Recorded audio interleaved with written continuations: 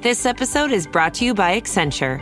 When your advertising operations fall out of sync, everything else follows.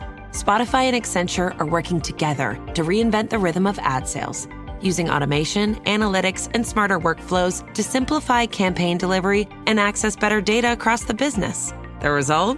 Less time spent on operations, more time connecting brands with the moments and fandoms that matter most. Learn more at accenture.com/Spotify. The new LinkedIn Hiring Pro can't undo your last hire. The human postponer. They were the master of one phrase. I'll circle back on that. But 3 months later, you are the one doing all their work and wondering how big that circle is. But LinkedIn Hiring Pro can take the hiring load off your plate by automating the hiring busy work from the initial job post to scheduling interviews. Hire right the first time with LinkedIn Hiring Pro. Post a free job today at linkedin.com/quality.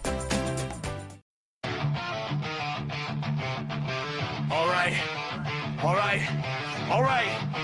This ain't just a show. This is a platform. Veteran built, battle tested. Welcome to the Misfit Nation. Yeah!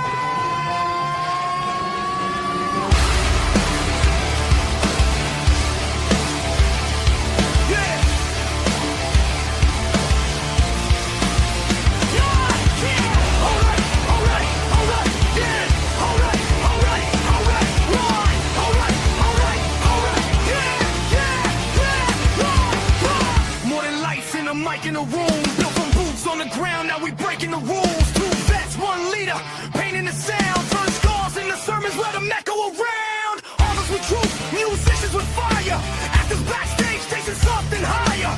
Entrepreneurs bleeding just to get ahead. If you fought for your dream, yeah, you are what you said. If they told you no, if you still came back, if you fell to your knees but you stayed on track, this is your voice, this is your flame. Say it loud, remember the name. No salvation, just elevation. We rise again. From the fight to the end. We are the Misfit Nation. No damn labels, no damn cages. If you're still breathing, you belong. Turn it up. This is our song. Yeah. This is our song. Yeah. Veterans standing with ghosts in the chest. First responders running in while the world second guess. Gold star names carved deep in the soul. Your story ain't over, we carry the whole. Coaches teaching mindset, breaking the chain, turning barely alive into owning the pain. Truth over polish, scars on display. If it's real, let it bleed. That's the misfit play. If it's heavy right now, and the dark feels close. If it's heavy right now, and the dark feels close. If it's heavy right now, and the dark feels close. It's stop right now. We're the more than you know. Don't walk alone. Veterans press 1, bring it home. Don't trade forever for tonight. You're still needed in this fight. We are the Misfit Nation, built from scars and dedication. We rise again. From the fight to the end. We are the Misfit Nation. Every voice is fabrication. From the silence to the scream, we're strong. Welcome home, you belong. You belong. You belong. Oh wait, you. Oh wait, you belong.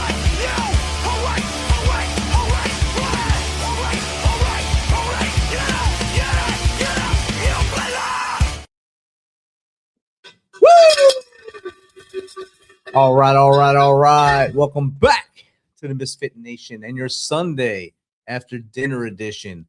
I know a lot of you all were amped up from watching the World Cup today and Spain beating Argentina 1-0 on a goal after the first extra time period. Congratulations to Spain and all their fans. Now we can go back to our regularly scheduled summer sports, which are NASCAR for now until football summer camp starts up again.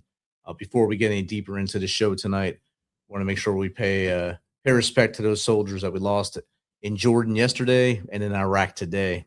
We lost 3 soldiers, at least 3 that we know of. One's missing and multiple injured in 2 separate attacks by Iranian missiles and drones going at those bases. So keep those families in your thoughts and prayers as they go through this sudden change that they weren't prepared for. And no one is prepared for, no matter how hard or strong you think you are. Getting that knock on the door isn't something you want to hear. So let's keep those families in your thoughts and prayers, or in your thoughts if you don't pray, for a safe healing and a gentle ride through the storm that they're about to go through. But tonight's episode, it'll hit a little different. This isn't just a conversation about military service. It's about what happens when the people meant to lead you fail you. Our guest tonight, Mr. Whiskey, joined the United States Navy at just 17 years old, expecting purpose, leadership, and brotherhood. What he found instead was toxic leadership, addiction, violence, suicide, corruption, and the harsh realities too many service members experience behind those closed doors. But here's the thing. He didn't let bitterness define him. He turned pain into purpose, darkness into humor, and struggle into a mission to help others heal. From military service to comedy, podcasting, mentorship, and advocacy, this is raw. This is a raw conversation about resilience, leadership failure, mental health, and learning how to laugh again after life hits you hard. So this is the Misfit Nation. Let's get into it. Welcome, Mr. Whiskey.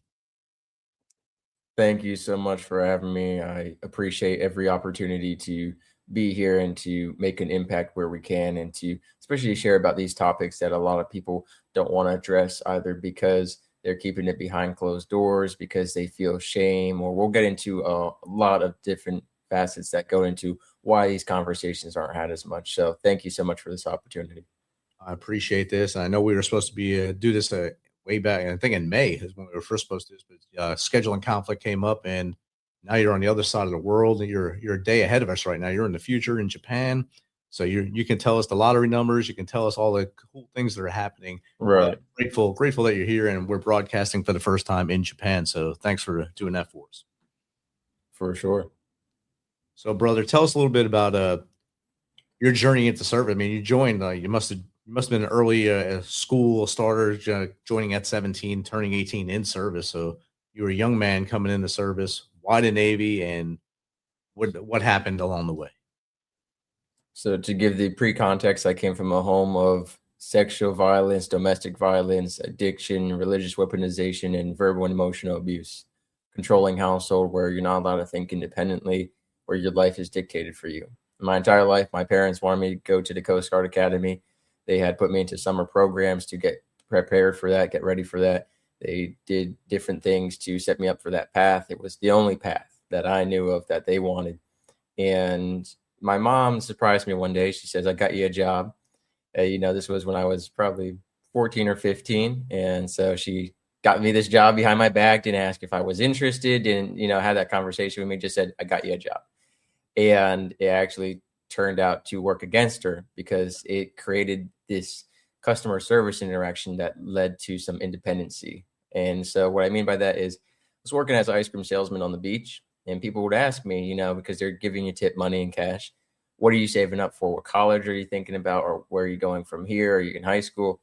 And it was always, "Well, my parents want me to go to the Coast Guard Academy, so I've been in preparation for that." And they would say, "Well, what do you want to do?" So what do you mean? I don't have that kind of choice. And so they said, "Well, you're about to be an adult, son. You should think it over and realize that whatever kind of household you're coming from, once you're an adult, 18 legally here in the US, go do your own thing."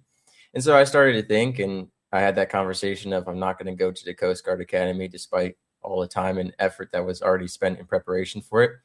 Terrible day in the household. I won't repeat that day. But from there, it was like, what do we do? And I wanted to go into the working world. I didn't know anything about college because my parents had hid that information from me on purpose. I grew up with this very construed vision of everything, of xenophobia, of racism, of what other countries were like, of what other states in America were like, of what college was like. I lived in a very controlled bubble. And so I didn't think about that. I just said, I'll go into the working world because it was the only thing I knew. I'd experienced some work in the regular world. As it was about end of February, beginning of March, my high school announces, "Hey, we're going to take a 2-week break. and then come back. There's some kind of virus thing, and we don't know what it is, but we'll be back in 2 weeks. We're just going to take 2 weeks off. Never came back. No prom, no yearbook, no graduate, nothing, right? And so the working world suddenly disappeared. So now what? There's no working world. This was the first few weeks of COVID. Everything was up in the air. No one knew anything, right? I mean, for the first year, really, everything was chaos. And so the military became that kind of option again. Went to the Air Force the day before I ship out. After a couple months of talking to them, they had said, well, we're going to change your job on you. And you're not going to be photojournalist. You're going to be a cryptolinguist. And you're going to learn another language and translate into, whoa. I didn't sign up for anything like that, right? Very different things. And then he really hit the final deciding factor for me was he goes, you might spend 14 hours a day on a plane translating stuff. Isn't that cool? I'd never been in a plane in my life. No, that's not cool. 14 hours a day. I don't know. Never pitched that to someone. No, I don't think there's people who will be like, I want to be sitting in an airplane for 14 hours a day. That's a terrible pitch. But my thought was, if he lied to me and misconstrued what was possible for me actually being guaranteed this billet of photojournalism before I even got in the military, how much more could he ruin and lie about my life when I signed that contract? And so I was like, absolutely not. Well, he goes, listen, son, we've got a lot of different jobs. You can't be photojournalist, but if you don't want to be cryptolinguist, I'm not forcing you. You can pick something else. So I looked at other jobs, and believe it or not, and you're well aware, the military has everything you could imagine. Mailman, pest control, construction. I couldn't believe it. It's like a whole nother city. And so I told my parents about this, and they flipped out. And they said, if you don't take that number one job, you just honor the family. You're shameful. You're too smart to be pest control and mailman or any of these other jobs, just example jobs, right? And they kind of flipped out. And so I said, okay, well, what about community college? I said, I don't know anything about college, but I've heard from other people in high school that they go to community college for 1 or 2 years to save money and figure out their major, and it's a more effective thing. Community college is for minorities, for racial slurs I won't repeat on the show, for bums, for degenerates. My parents were like, absolutely not. That is a degrading place for someone of your status. And so I didn't go to community college. And so my mom dragged me to this Navy recruiting office, gray flickering lights. Everyone was miserable, hated their lives. And I found out that there are two types of recruiters: those who are voluntold to be a recruiter and those who want to be a recruiter. This office was the "you're a recruiter, welcome to your shore tour." And they convinced me not to join. My mom took me to a different office. Netflix, pizza, bright lights, funny port call stories. We love our job. We have a bonus. Yay. People who wanted to be recruiters, and they sold it. They were like salesmen. They weren't real sailors. The other people, they were actually very much like everyone I met in the military for the most part. So, there's a difference between recruiters, and I'm sure you're well aware of that. So they convinced me to join. I didn't really want to do it, but, my hands were kind of tied because I thought college was 9 hours a day, just constant education and studying, this horrible thing. An irony of it is I went through one of America's most rigorous academic programs, the nuclear naval pipeline, yet college nowadays is some of it is online. You go maybe 2 hours for one whole week. Like, it's ridiculous now, the college program. So I obviously could have gone through that, considering that I was one of only 5 people that made it through the whole nuclear program from the initial crew, which we'll get into that. But yeah, so ended up going Navy side, wanted to do photojournalism. At last minute, they said no, went for underwater welding. And then at last minute, they were like, actually, taking a look at your ASVAB scores, we'd like to make you a nuclear operator. I already didn't want to be in the military. I was 17 years old. My parents said, you're going in. This is it. Took me to the office, signed the paperwork, said, sign here.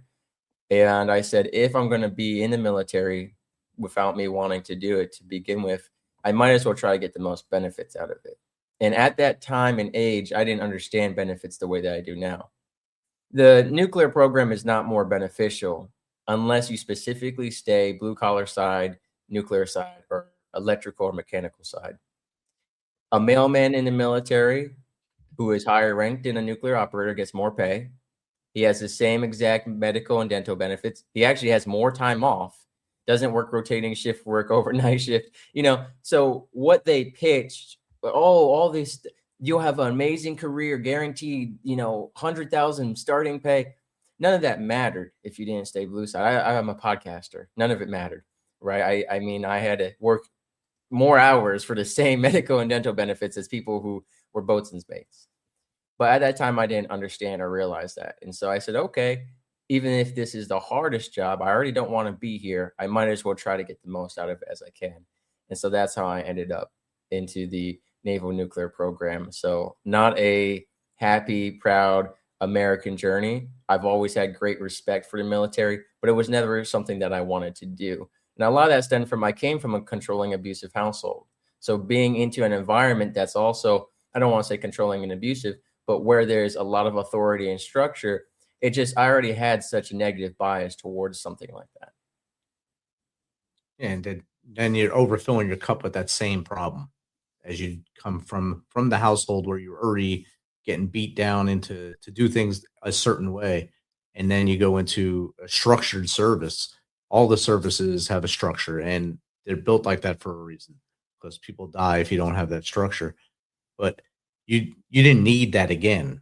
You were already the angry kid on the street coming in. You were not just angrier by basis of elimination, just from what you went through as a child through your adolescence. Now you just let's continue it for another 2 to 4 years. Right, 100%. And so that was just a time. And actually, my boot camp experience, I would say, is one that no one else has ever experienced, because it was the initial discovery of COVID. And so that whole wave that went through with me, every single day was different. Every single day they were changing the rules. You could never do anything right because no one ever knew what was right or wrong. Mask on, mask off, heel to toe, 6 feet apart. Everything always contradicted itself. Half of my boot camp experience was not able to actually happen because of COVID restrictions. So gas masks, you can't put them on because of COVID. Firefighting, you're too close. You can't, that's COVID. And it was such a weird environment. And we actually went through the ROM wars, quote. So ROM was like a quarantine, and people, if you had any symptoms at all 6 of the people in the racks by you would be quarantined with you. And so we started with 100 people. We went down to 12. Wow. Because they were quarantining people left and right. And this is worse. We had individuals who would say, I'm tired of this boot camp BS, starts coughing, says, Petty Officer, I have COVID. Now that whole group just got ROM 2 weeks before graduation, and 5 guys who were about to do it and were happy they were finally almost out. One guy's like, I don't feel like doing this. I want a vacation. ROM was not a vacation. Quarantine in boot camp was a piece of bread, a slice of bologna, no mayonnaise, in a paper bag, because the food was, and I don't blame the military. There was so much going on with COVID. I mean, they were trying to get these pre-ration foods, and you had to quarantine and wait for stuff. But you ended up in this building, which was some old Army barracks building that they were like, hey, we need to borrow this for quarantine. No phone. You've got drill instructors walking by every, 10 or 20 minutes. You better be doing something productive. I mean, quarantine was 2 weeks of memorizing all of the UCMJ. That's all you had to do. And so these people were like, oh, I want to take a vacation. They would not only do that, they would take other people with them. It got to the point where my petty officer was like, we're not losing anyone else. If you have COVID symptoms and the rack mate next to you he made it so we were sleeping, no one was ever facing another person. He's like, no, the back of their head was facing them, so they can't have COVID, right? Because he was tired of losing people.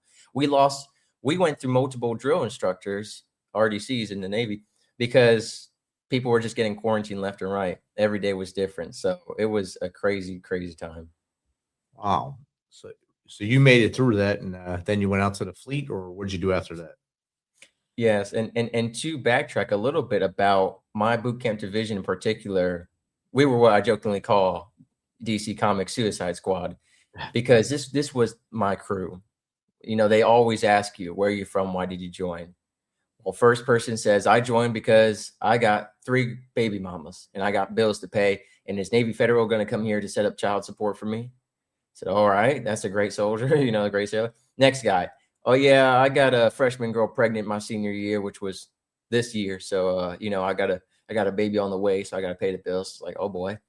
Next guy goes, I want to start my own business. So, okay, here's something. Here we go. Here's some improvement. I want to own a strip club and the Navy's going to pay for it. I was like, you got to be kidding me.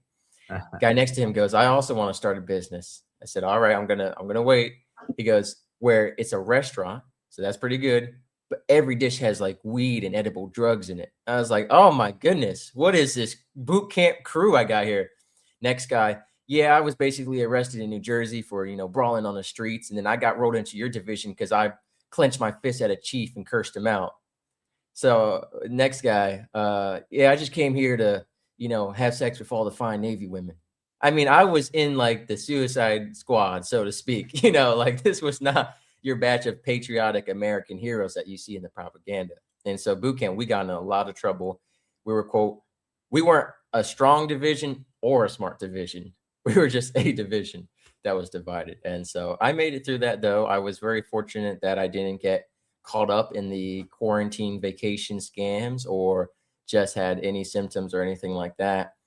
But then even COVID followed me into my naval nuclear training, so it was also a time of when the world said, hey, we think COVID is gone, the military said, we're going to expect it to return. And so for another 6 months, we were still masks on, we were still on guard, which I did agree with that stance, right? If it did flash back, we wanted to be ready, but it was miserable. Being in a classroom for 9 hours with masks on, with all these hot, heavy breathing sailors. I mean, talk about education is already difficult. Now you've got this restricted airflow. It was hot in there. You've got, multiple layers of uniform on. It was not a good time. But the school itself, last statistic I heard was 86% failure rate. Less than 1% of people who get into the military, they say, can even go to this school. And we lost a lot of people. We had 1 to 3 suicide attempts a month. We had academic dropouts, medical dropouts left and right. Out of like maybe 30 or more people in the original class, I was 1 of 5 who made it out to the fleet. Not even because of the difficulty, but because of dedication and persistence. Many people, faked mental illness or similar things to get out. For example, one table in my classroom, one of the guys, they all lived together, 6 of them. One of them got out through, quote, saying, I had mental health issues. And then the other 5 followed them within the next 2 weeks. And the whole group just left, got a house together that they had, took advantage of the military benefits and went on with their life. Most of them actually some of them were alcoholics, drinking in class. So, we saw a lot of people leave. Some of it was academic pressure. Some of it was suicide. Other parts of it was people just didn't want to do it. And so I was one of only a few people who actually made it all the way through. And I wasn't the smartest nuke, but I was hardworking. I worked 2 to 4 extra hours. Sometimes I worked 16-hour shifts. I got counseled and written up for working too many hours, actually, but I was dedicated. I really wanted to be a nuclear instructor. I loved working with others. The reason I stayed 2 to 4 hours extra wasn't just to qualify myself, but I actually sat down with people who were failing the program and helped them to get qualified and caught up. And there's a couple nuclear operators who were failing out of their program who no longer failed out because I spent this extra time to tutor them. Because at some point, as much as I had hated the military because of my parents, because of the way I was put into it, there came a point where I did have a good leader and I felt inspired and I wanted to work hard. And the Navy ultimately killed that spirit later on. But there was a point where I was super hoo-yah, gung-ho Navy sailor. And when I learned to accept my circumstances and make the best of them, which it took me a long time, I didn't do that right away. I struggled academically. I struggled socially. I struggled militarily. But once I accepted it, I was like, hey, you know what? I'm here. Let's make the best of it. Things got better for a time. And then ultimately, Big Navy screwed me over because of political stuff. And then I kind of gave up after that. And then I got into an environment that was toxic, as you mentioned in the very beginning, a ship that was under investigation for multiple suicides, that had bad news report already in the public media. And then that behind the media had way worse issues going on. Wow. With all these, in your training, you had suicides. And then when you get to the fleet, there's also, you're in a hot box of suicides there. What was the Navy doing when you were in a school environment? I'm sure they had to do some stop, look and listen stuff there and say, look, what's going on? And then you get to the fleet and you're right back in that same soup sandwich. How did they react and treat you guys to try to make it not happen anymore, or try to stem the tide, I guess? Right. Now, for the schooling in particular, it wasn't just about suicide attempts, like I said, 1 to 3 a month, or completed suicides. It was also the fact we were one of the highest ARI bases. And for those who don't know what that means, alcohol related incidents. We had a counter in front of the school building as an incentive to have less ARIs. It would count the days since last alcohol incident. And the promise was if it ever got to 50 days, we would have a day of liberty. The highest I ever saw it was 48, but most days it was at most 3. It was reset pretty much every weekend, and halfway through the week, it was always being reset.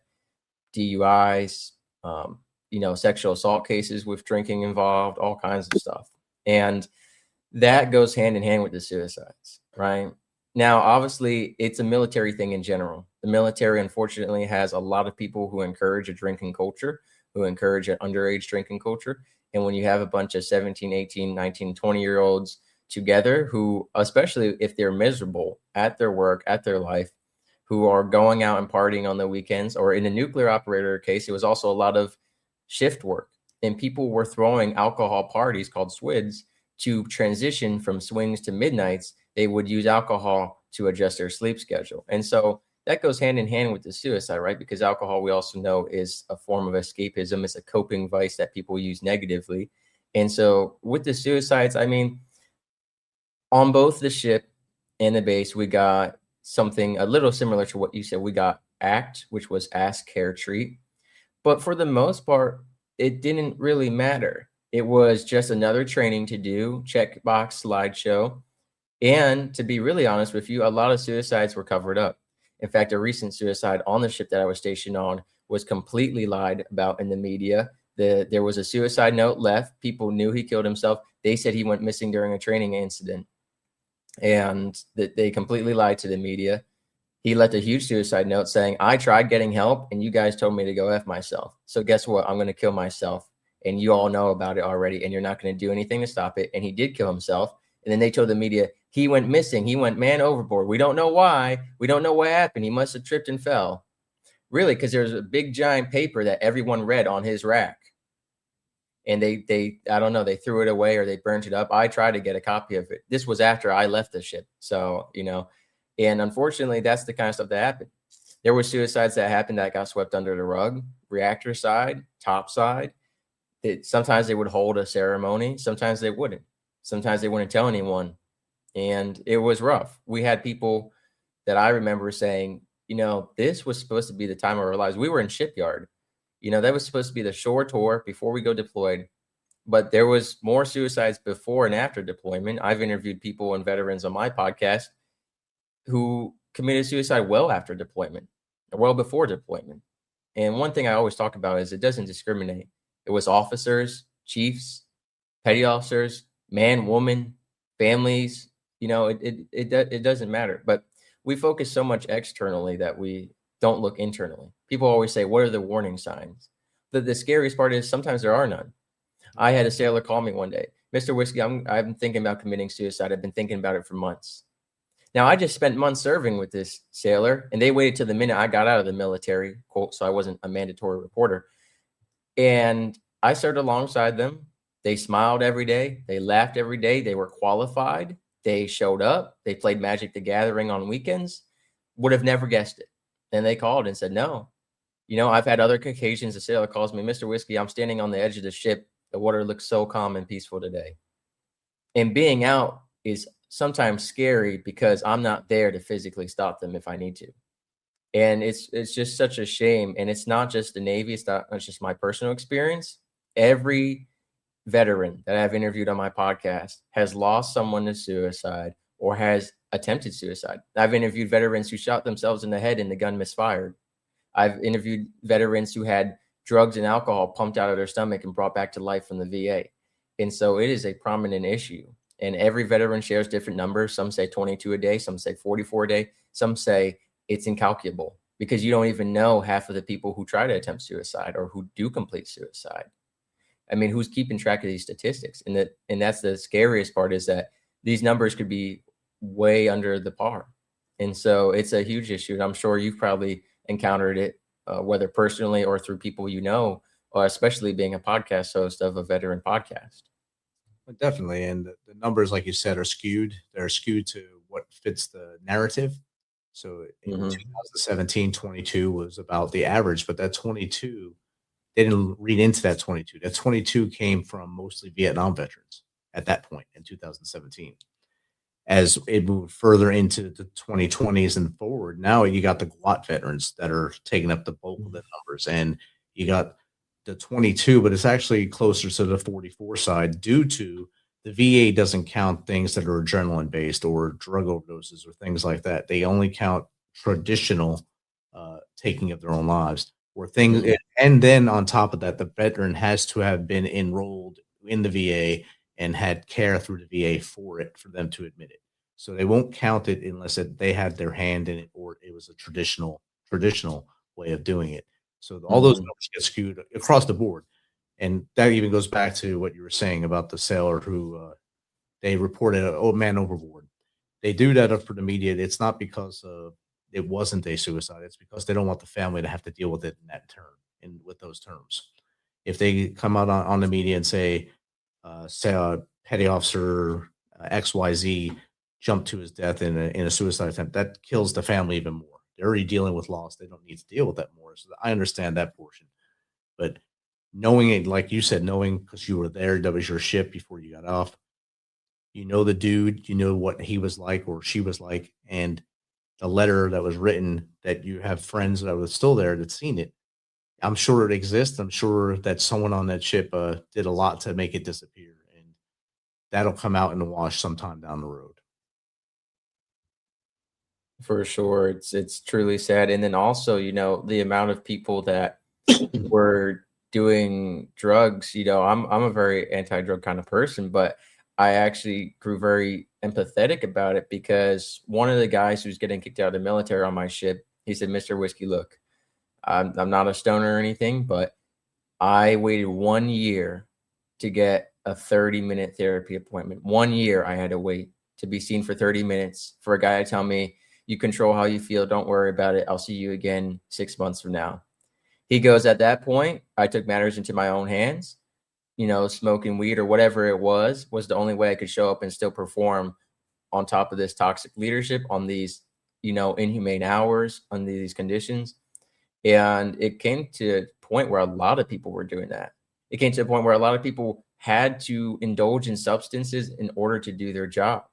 And I've seen some cases where leadership's not held accountable. I've seen other cases where leadership was held accountable. I met a great chief who said, hey, this sailor was going to be masted for, ABC, XYZ. And I talked to him and I found out that leadership was keeping him from 0500 to 2000 every single day, Monday through Friday. He goes, absolutely not. He's not going to mass. And he fought for him. So there are good leaders. Don't get me wrong. But I had a leader, and I'll never forget this for my whole life. I had a master chief who basically said that rank was justice and rank was human rights. That petty officers, you're not people. You're not people with full rights. He goes, I don't have to justify myself to you. I wear an anchor with 2 stars. I am the law. I am the moral. I am God, basically. He said, I don't have to justify myself to you, even if you believe I'm acting inhumane, because I wear an anchor with 2 stars and you are just a petty officer. We had people who say, what's a petty officer to a captain? You're nothing. You have no rights. You shouldn't even be able to look in the direction of the captain. You have no right to talk to the captain. Stuff like that. It's truly a nightmare. Having leaders, LPO who says, I know we could have 8-day duty day section, but we're going to keep it port and starboard because guess what? I don't care if you have it better than me. In fact, I feel like you already have it better than me because when I joined the military, I had to watch paint dry. So guess what? I hate my life and I hate all of you. I hate shipyard. Guess what? Unless you have it worse for me, maybe then I might just feel slightly bad. I don't care. I hate my life. I hate this. I hate all of you. And I'm getting out in a few months. Middle finger to everyone. So having leadership like that, leadership who doesn't care about leaving things better than when they came. And what has been truly heartbreaking that I lament over as a podcast host, and I'm sure you've seen some patterns of this as well. I've interviewed Vietnam veterans. I've interviewed people from pre 9/11, post 9/11, from people who are just getting out nowadays in this 2026, a lot of them reporting the same issues. So you're talking about decades of no change, decades of the same issues still happening. And that to me is one of the most heartbreaking and frustrating parts, to see a Vietnam veteran complain about the same issues within the military system that a veteran getting out this year is still experiencing. It's called systemic problems, and if you don't fix it, nip it in the bud, or show that leaders can change and still be effective, it's never going to change. And hearing that, you just served in the last 5-10 years with that Master Chief saying those things. I didn't hear people say that in the Army after probably 2004 or 5. Once we started kicking in doors, I served pre and post 9/11, so I seen the pre 9/11 mindset, and that's how I molded myself at first, and then I had to mold myself into a better leader. I had to learn to be a better leader. I had to use social and emotional intelligence to lead soldiers the way they needed to be led, and treat them as humans, and make sure that they understood that I valued what they did, and I usually gave them more responsibility than I was given as a young soldier, as a young sergeant, to show them that they had value, to show them that they could be the leaders that I want them to be in the future. Right. And it's sad that that's still happening on ship side in the 2020s. And I don't think it doesn't. I'm sure there's people in the Army that still do it. I didn't see them, but I know it doesn't happen as rampant as it did before 9/11. There's definitely a shift, but the shift is slow because you have people who are in leadership or coming from 30 years ago, 20 years ago, 10 years ago. So it's a delayed process. And at least in my particular case, what I saw is everyone who was a good leader was withheld rank or promotion because they put their sailors first. Everyone who was a good leader said, Mr. Risky, I'm getting out because I can do so much more as a leader in the civilian world than in this military system where there's always red tape and always people above me, where I have limited reach. They said, I'd rather go be a better and best leader in the civilian world than to be a limited leader in the military world. And that really was sad to see as well. But I did have some good leaders. I also had some leaders that I didn't mention where bribery was a thing, where buying them items or doing sexual services for them. And I want to be fully transparent. This was a woman asking for sexual favors from young men, right? Because we always see it the other way around. It goes both ways, right? We saw that kind of stuff. I'll sign your checkouts if you get me ABC or XYZ. And that's just really sickening. And we saw leadership purposely picking people that would screw others over who wanted to replace them with someone like them, right? And so that's part of the issue. You say these systemic issues over time. You also have leaders cultivating, and I don't want to use the word grooming, but training up a leader to be just like them, to be a replica of them. And so then you have these cycles. Another cycle we see, the cycle that is hardest to break, in my opinion, is you have new recruits who have leadership, abuse them, for lack of better words. Then when they get to leadership, instead of saying, hey, I want things to be better, a lot of them get a hardened heart, and between their personal issues and military issues, they say, now it's my turn. Just like we look at the cycle of high school. Oh, it's freshman Friday, I'm a senior. And then the freshmen grow up, and then when they're a senior, they're like, my turn to pick on the freshman. Instead of, hey, I really hated and found displeasure in being treated this way as a recruit.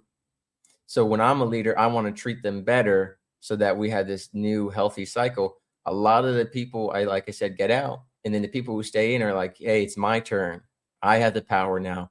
I'm going to task off my responsibilities to the new recruits. I'm going to treat them this way. I'm going to call them nubs. I'm going to call them this. I'm going to call them that. And so unfortunately, we see these vicious cycles. And one of my former friends, a shipmate of mine, he tried to break that cycle. And his senior and rate people said, if you're not going to act like a proper senior and rate, then we're going to treat you like a recruit. And you can be thrown in the same boat as them. And there are ways of accountability. I don't want to make it all hopeless. There are nowadays different responsibilities of different people in the military to report this kind of stuff, to fill out paperwork, to do investigations. But I will say that they're often very slow, time consuming, and they don't go far, especially depending on the rank and responsibility of the person that you're trying to report. Unfortunately, there is protecting one another and biasing. And I highly recommend going through a different command or off ship command or off base command if you can, but there's more structure now to hold people accountable than there was. So I don't want it to be all hopeless. I mean, definitely speak up when you can and where you can. But most importantly, if you come to leadership, take it full-heartedly to change the way things are to the maximum of your abilities, which again can be very limited, but what you can do at least. Definitely. And while you're talking about leadership, a question came in from the audience from Cunning You Are. What leadership trait do you believe the military needs more of today? Thank you, Cunning You Are. Yeah. I think you mentioned it earlier, emotional intelligence. That's not just the military, that's overall. We have too many people not recognizing us as human beings. I had people who would refer to us solely as government property. And even if it's true because of contractual reasons, the truth is that perspective and mindset really shapes how you treat people. And so I think emotional intelligence is so important. I did a whole podcast episode dedicated to this because we need to understand that our sailors, our soldiers, they are human beings. They have needs, they have wants, they have personal lives. In the military, it's a balance because it's one of those jobs where you live at your job, where your job, you take it home, right? There can be a separation, but it's up to leadership to recognize that separation. For example, especially on a Navy ship, seeing your sailors in their free time and not jabbing them about work. I think that's one of the worst case scenarios where you're living on the ship and people from your chain of command are trying to treat you as a sailor during your free time just as much as when you're at work. So I think that emotional intelligence is really important because a lot of the issues, people ask me, Mr. Whiskey, why is there so much suicide, addiction, depression, anxiety, PTSD in the military? It's not just about combat. It's not just about the military lifestyle. A lot of people coming into the military are bringing a lot of baggage with them. Doesn't matter if you're joining at 17. I joined at 17. Guess what? I had years of domestic violence, sexual violence, addiction, religious weaponization, mental and verbal abuse that no high school ever took care of, that the military never took care of. And I'm not going to say it's the responsibility of the military to do mental health screening or care beforehand, but there is no really process for sailors and soldiers to be taken care of before they go in. So you're taking in these broken people and then you're tasking them with very difficult lifestyle, one of isolation, one of a lot of heavy burdens on top of what they're already carrying. And so you as a leader really need to recognize that. You really need to see that. And there's a mission importance, but a majority of the military, the mission is not so important to risk the mental health, lives, and well-being of your sailors and soldiers. If you're in combat era, that's different. I get that 100%. But for the most part, the mission isn't a life critical or so timely critical. That's what happened with my ship.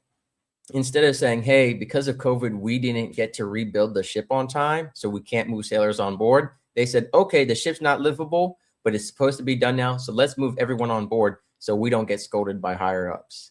And then people were living in such miserable conditions. We had 3 suicides in a single week. And so it's really important that we recognize that these are human beings. We're not just government property. Don't call us that. Don't treat us like that. We may work for the government, but calling us property, I mean, it's just dehumanizing. Saying, well, your marriage isn't important. I'll give you a perfect example.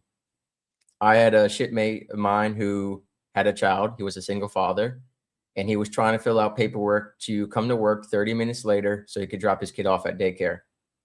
And if you were a single mom, all that stuff got signed right away. If you were a single dad, you were told that it was BS, that it was your fault. You need to man up. And this is verbatim what his senior chief said to him. He said, you're so worried about being a dad to your kid. Guess what? I'm your daddy now. This is your family. The Navy's your real family. I'm your real dad. So don't worry about your kid and dropping them off at daycare. You're not getting no paperwork. No, I don't care about none of these leaves, these special request chits, none of that. I'm your daddy. I mean, this is just the pinnacle of terrible leadership, in my opinion. I mean, how do you say that to a sailor? I'm your daddy. Don't worry about your kid. I I'm not a father, but no one's going to talk to me about my kid like that. I mean, we're human beings with families, and we need to make the military lifestyle livable. We need to make it be a job and not a whole lifestyle. And that requires emotional intelligence. Definitely. Yeah. It's not just emotional intelligence on that. Yeah. Emotional intelligence is a part of that. You have to know your people. Right. Comes in with the social intelligence and knowing that that dude has a family, and when that person comes on the ship, male, female, whatever it is, you should understand them, sit and talk with them as a leader. Your ship must have. I mean, I've had a lot of Navy guys on here. None of them talked like this happened on their ships or in their ways. So I'm not sure if it was isolated to your ship, but you said you talked to a lot of other outside of your ship that had the same problems, or maybe some of them just don't talk about it. They don't think this is that's something that needs to be talked about. But if this is the problem, as you're laying it out, I believe a call needs to be made to a higher authority to make eyes come in there, NCIS, IG, Navy Investigative General Service, whatever. Make them go in and check these things out, because you can't push all that under. You don't know everybody in the Navy. You can't push everything under. And if that's how things are, if it's toxic leadership, as that bad of toxic leadership, where they're berating you for taking care of your family, then the system is broken on that, in that ship, in that command. That command is dubious in this whole problem. They need to be taken a step back and see what they can do. Right. Well, an issue with that. So we had this idea on my ship from what I observed was that, all right, if there's a lot of suicides, just replace some of the leaders in the chain of command and things will change. Replacing leadership is different than replacing mindset. It's different than replacing ingrained culture. And so if you just replace an individual and, who they are, their name and their identity and what they look like, but they're leading the same way or the culture is the same way, nothing changes. I mean, they changed leadership. Guess what? We still had suicides, right? You have to change the culture and the way you lead, not just the leaders. And so I think that's really important. And you mentioned something I definitely want to compound on, knowing your people. I would say there was very few leaders who genuinely took the time to know me as a person or to ask questions. And the best leaders I had did take that time. And I know it's hard. You all have your own responsibilities. There's a lot of sailors for every one leader or soldiers for every one leader, but you can get to know them. And it doesn't have to be this full intimacy of knowing everything, right? But there are basic things that you should know about them as a person to keep in mind, especially when it comes to family lifestyle, marriage lifestyle, all that stuff. And I think it's super important, like you said, and it needs to be brought to light. I've interviewed some Navy guys who were talking about they were beat and dragged out of their rack, called an E-nothing. I've talked to people who were beat and discriminated upon because of their religious identity. I've talked to Navy sailors who were actually, officers got drunk and took out their private areas and were messing with other sailors with it. I've seen people spit and piss on each other's racks when they're not around. I've seen a lot of terrible behavior. As far as like Army, Marine stuff, I can only speak to what guests on my show have said. And a lot of them have shared about suicide. A lot of them have shared about leadership, maybe not to the certain extremes, but there's also different cultures in all those branches. But there's still the same issues of suicide and identity and community. Definitely. The community is what makes it tick. And I was a leader for 20 plus years of my 22 years of service. I was an NCO for 20 years. And I made it my job to know my people, whether I was a team leader with only having 4 dudes or 4 dudettes, or a platoon sergeant with 32, or a first sergeant sitting as a first sergeant and covering down on over 100. I made it my mission to know as much about my people as I could, because if you don't know your people, you don't know why the mission isn't working. If your people are having a hard day, it helps to know the why behind it. And I think a leadership lesson for all those who are at fault on things that you've seen and heard of, they need to take a look at themselves in the mirror and say, hey, what did I do wrong? And if you can start learning lessons that way, learn what you did wrong and make things better, or try to make. You can't replicate what happened in the past. You can't fix that, but you can make the future better. And that's what you have to do. You got to make the future better. And the problems that we're seeing on those getting out, veterans getting out and losing that sense of purpose, that sense of identity, that sense of belonging, that leads to a lot of problems with isolation. And I'm going to end it now because I'm isolated and I don't have the brotherhood or sisterhood I had before. But like you said earlier, some people come in the service with a large bag on their back of things that have gone wrong in life. Right. They kind of hide that when they go through their recruiter's office, or the recruiter is also part of the problem for not digging in and finding out, or MEPS, or wherever that step is where that happens, and saying, hey, something's wrong with this person. We might not want to let them in until maybe they get a little help and then let them in, so that we know that they're on a better glide path and they're not coming in here to escape something and then going into something that's going to make it worse, exponentially worse, just by seeing other things that triggers all that stuff from the past. 100%. That's a lesson a lot of people need to learn. And I'll pivot now because we have 2 more questions popped in, or 3 more questions actually while you were talking. So let's get these out of here before we run out of time. This one here is from Solution First. Can humor genuinely help people heal from trauma? Thank you, Solutions First. I believe so, 100%. In fact, it's biblical. In the Bible, the scriptures tell us that a crushed up spirit dries up the bones, but a cheerful word and laughter is good medicine, and that comes from God himself. So that's first and foremost. But secondly, there's scientific evidence. If you're not a believer, there's scientific evidence about it. And then thirdly, humor may not be what heals trauma, but it can be a communication style and an invitation into healing. And so I think that's good to know, that humor can become an addiction, a dopamine high, and an escape, a coping vice that isn't healing, that is actually just pushing off what you need to heal about. However, when used effectively as a communication style to address dark subjects such as suicide, such as cancer, such as insecurities, it can be an invitation into healing. And as well, just when I was in the service, humor was a morale booster. It was also just a sense of community. Humor through inside jokes builds a community. It builds a belonging. And I think most of us have inside jokes with our family members, with our community, with our friends. It builds a sense of camaraderie, which is important for that isolation combation. And then also, just again, it's an invitation into healing, and it can serve part of the catalyst of healing, but it itself cannot heal everything. And so I think that's important to distinguish. Definitely. That's a great answer to that question. Solutions First, I hope that answers your question. Now we're going to go to, this is a pretty funny name, actually. Ellie Faint. Have you ever experienced toxic leadership in your career or life? You've answered this multiple times, but I can talk about it post military wise. I think it's a lot of the same issues. And one thing we didn't address, that we kind of addressed it with the Master Chief saying, because I wear an anchor and 2 stars, I can never be wrong. Everything I do is right. I worked at a chemical acid plant as a railroad worker, sulfur worker, and an acid utility operator post-military. And I had a leader who said, well, I've been here 30 years. I know everything. There's nothing new under the sun, in the sense that like, I'll give you an example. I would say, this valve's broken. Well, that valve hasn't been broken in 30 years. I doubt it's broken today. And there was a lot of, your generation doesn't want to work. Your generation is lazy. You're lying about broken parts because you don't want to work. Instead of, well, let's take a look at it. Maybe it is broken.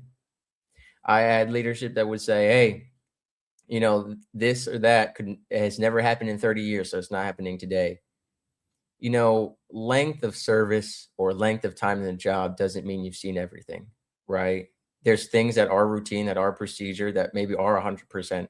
But there's other things like equipment malfunctioning that, maybe your computer's never crashed in 30 years.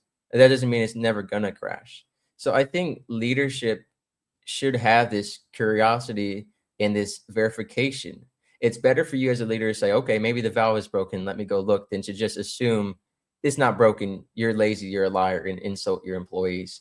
So I've experienced that for sure in the working world. And then when I was working in the hospitality industry as a waiter and a cook at a couple of different restaurants, I saw a low retention rate, high replacement rate, and leadership would say, There's 100 college girls in this city. Why would I care if they leave or stay, or if it's a good work environment? I'll just replace them as soon as they walk out the door. When you see people as replaceable, as property, or you project these stereotypes onto them because of their race or age, you really are creating such a terrible environment, whether that's in the military, whether that's civilian side, or wherever it may be. You should never see them as replaceable, or property. You should see them as people, regardless of their gender, race, or age, right? And I think that's a huge one. I think a lot of us stereotype and project onto people, whether that's in the military or outside of it. And we need to stop that. We need to stop predetermining people's capability as an employee or as a leader based on these really shallow factors. Definitely. I had a great leader on my show 2022. General McChrystal was on, and he told me a story of an NCO he had that he judged him. General McChrystal judged him as being a lazy NCO just based on his appearance. And that NCO proved him 100% wrong. And he went back and told him that he proved him wrong, and he had a bad vision of him before he actually talked to him, just by his appearance, because he was that older NCO and he was set in his ways. So he didn't think he knew what he was doing. But after he got to know him, and he realized that was the best NCO he ever worked with. And sometimes a book should not be judged by its cover. You got to open up that book and maybe read the first 14 chapters. And last question from the audience. This is from Saul Called. What role should mentorship play in military culture? Great question. Great question, actually, because this was one of the errors on my ship that I want to bring to light. Our mentorship program at the time that I was serving, so I can't speak for it now or before me. At the time, it was taking a couple of petty officers who had been in for not too much longer than us, but longer than us, new recruits, and saying, hey, I know you already have your job. You have all these responsibilities, and maybe you do or do not have a mentorship personality. Here's 15 new sailors. Meet with them every Friday for 5 minutes, 10 minutes at least. Talk with them, fill out this paperwork. Mentorship number one should never be voluntold. You need people with a mentoring personality, number one. And that's not to say that everyone isn't capable of mentorship. We definitely are. But when you task people who are not prepared for that, who are not trained for that, who don't have a mindset around it, and who have other responsibilities, this is where you see failure. This isn't just mentorship. This is, at least on my ship and in the Navy, I saw your financial advisor, your fitness advisor, everything was someone who already had a job in the Navy, and now they got tasked with something additional. Who wants to be the financial advisor? Oh, you're good with math? You're good with taxes? Okay, boom. You're in charge of all these sailors' finances before they leave the military. No, let's have a dedicated role to that. Let's have a dedicated mentor who is actually meant to do this, whether that's an additional, job, right? MOS, whatever you want to call it in the military, whether that's a third-party civilian company, whatever it needs to be. And maybe that civilian company is made of veterans only, right? But mentorship shouldn't just be an additional side task in a checkbox. It needs to be a cultivation of growth. And so I think when it comes to the military, mentorship isn't just about your leadership. It's about that one-on-one. And maybe that's one mentor has 5 sailors or soldiers. Maybe it's 10, right? But it has to be something that they can handle, that their schedule allows, and that they're actually tasked with and trained for. Just picking random sailors saying, hey, because you've been in the Navy 2 years and these guys have only been in for 6 months or whatever it is, you're in charge of them. I'll tell you what the real mentorship was. The sailors who were slacking off would find the new recruits and teach them all the ways to get out of work. They would tell them all the ways that they hated the place. And so our mentorship was always just older sailors who hated their lives complaining about it. There's so much negativity vomit in the military. It's hard to avoid it. People who don't like their life there will make it very known. And it's hard because I felt like when I loved the military, when I had that Hoo-yah Navy spirit, people who hated it hated me. I got degraded for being a good sailor. Then when I was a bad sailor who hated the Navy, I got degraded for that. You can never win. So I think, first of all, stick to your lane and don't worry about others' opinions. But secondly, when it comes to mentorship, there needs to be a better program. And I think going back to the mental health note we talked about earlier, with high school, with military, with first responders, there needs to be mentorship in mental health, mandatory. And I'm not saying we should just force therapy on everyone, but at a certain point I am too, because so many people go into adulthood with so much childhood trauma, comparison wounds, suicidal ideation, depression, addiction. We have children's suicide rates are terribly high. We need to have some kind of form of help outside of the family, which may be the issue to begin with.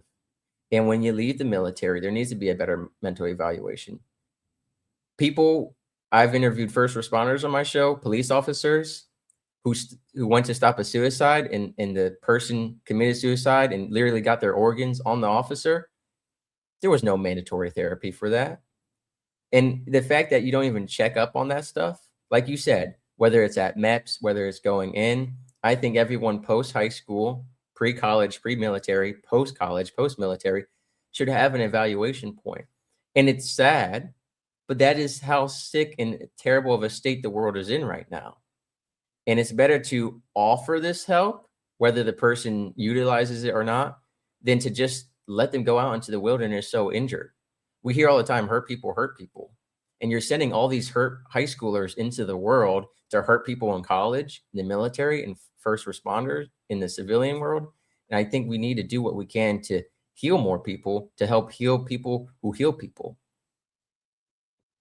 Definitely. I like the way you put that. Heal people that hurt people, heal people that hurt people. Yes. Heal people and learn your people, trust your people, and lead your people like they need to be led, not like you watched in a movie from John Wayne's era or even beyond, probably a Full Metal Jacket time period. That's not the leadership that works today. The world has evolved. You need to evolve as well. We're running up on our time now, so tell us how the audience can get in contact with you, Mr. Whiskey. For sure. So the best resource is coupleonukes.com. That's COUPLEONUKES. It comes from my time as a nuclear operator. Originally, my show was meant to highlight a couple of nukes and all the mental health and suicide prevention and other issues and unique conversations going on. On the website, you can find my podcast. You can find my contact information, every show I've ever been on. As you can see, all of my episodes are categorized. So if you want to focus on suicide prevention, if you want to focus on something different, maybe women's health, human trafficking prevention awareness, all of my stuff is broken down. Tons of free resources, books, every guest who's ever been on my show, their websites, their books, their courses, just a ton of different content on there for you all to take advantage of and to enjoy. Again, I put it forward not as a businessman, but as a free resource center for you to learn life lessons, cultivate life lessons, and whether it's improving something in your life or improving something in the lives of others, I highly recommend that. Outstanding. And that's coupleonukes.com. It's been shared in the chat throughout the show. His contact is on there and under the contact button there. Everything is listed there. Go to coupleonukes.com and you'll find everything you need to find about him on here and how to get in contact with him. And he has a picture with a dog. So he's got. Yeah, if you want to see my dog, she's a 3-pound Chihuahua. So 3 pounds of fury. There it is. Yes. It's like that movie, Tiny but Mighty, the Beverly Hills Chihuahua. Yeah. Hey, brother, thanks for hanging out with us and sharing your knowledge and everything you've learned through your show, through your service, through your life with our audience, and putting that hand out to say, hey, look, you can contact me and I can help you out as much as I can, much as I possibly can through my podcast, through my work, through my ministry, through everything on my show. But thank you for being here tonight, all the way from Japan. Of course. Thank you for hosting me. And I do want to make it clear for everyone. Yes, this was a heavier episode, a darker subject, and, it seems very negative. But I want you to take away, what should we not do and what should we do, right? I always preach hope more than anything, right? This isn't permanent. These are issues that are going on that can be changed, and you can be a part of that change. So as negative as this all was, I want you to look at the bright side of it, and I want you to take away, what can we do to make things better for us, for our children, for our children's children. Amen. Thank you. That's outstanding. Misfit Nation, take that and heed that. Take that into your hearts. We talked about a lot of bad things that happened to people in service, out of service. And at the top of the show, I talked about losing 3 service members, 2 strikes in Jordan and Iraq today and yesterday. There's families going through it right now. I know a lot of you are going through it right now. Don't make a permanent decision to a temporary problem. I know that hurts when you hear someone say it's a temporary problem, and I'm not in your shoes. But tomorrow is 100% better with you in it than it is without you. Don't think you're alone. Reach in your wallet. Pull out that little card, those 3 names on it we tell you to write down. Call them. Text them. They want to hear from you as much as you need to hear from them right now. And if that doesn't work, dial 988. Follow the prompts. If you don't want to hit the veteran button, just follow the prompts. Get the help. They will help you. If all that doesn't work, contact us. info@themisfitnation.com, jake@themisfitnation.com, or steven@themisfitnation.com. We will get you on the line, and we'll keep you on the line until someone local can come knock on your door and give you that hug around your neck and make sure you're still with us tomorrow. Until next time, be humble, stay hungry, and keep hustling, because we are the Misfit Nation.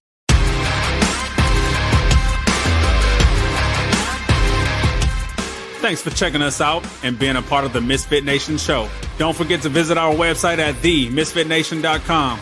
That's themisfitnation.com. Check out all our past episodes and get some of the great Misfit Nation gear for you and your family. As always, be humble, stay hungry, and keep hustling, because we are Misfit Nation. Misfit Nation.